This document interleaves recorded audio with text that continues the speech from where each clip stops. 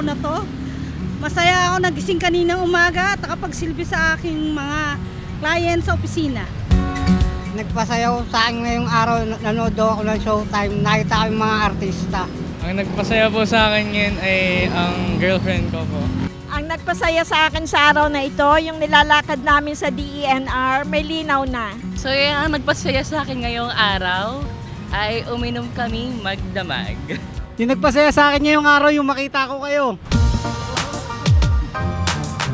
Hello po!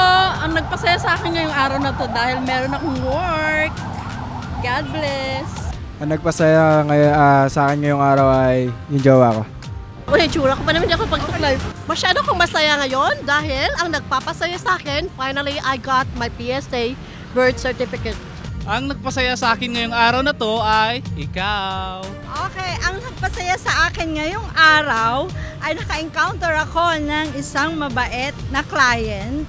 And then, naibigay ko yung best ko para ma-deliver ko at maibigay ko yung needs niya sa PSA. So, pag tilikod niya, nakangiti ako. Yun ang mas nakakapagpasaya sa akin. Everyday, hindi lang ngayong araw.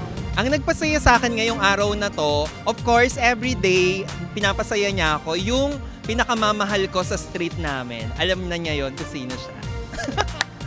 Ang nagpasaya sa akin ngayong araw ay makakauwi na ako ng bahay. Ang nagpasaya sa akin ngayong araw, yung matanggap ko yung balita sa ospital na normal lahat ng lab test ko sa puso.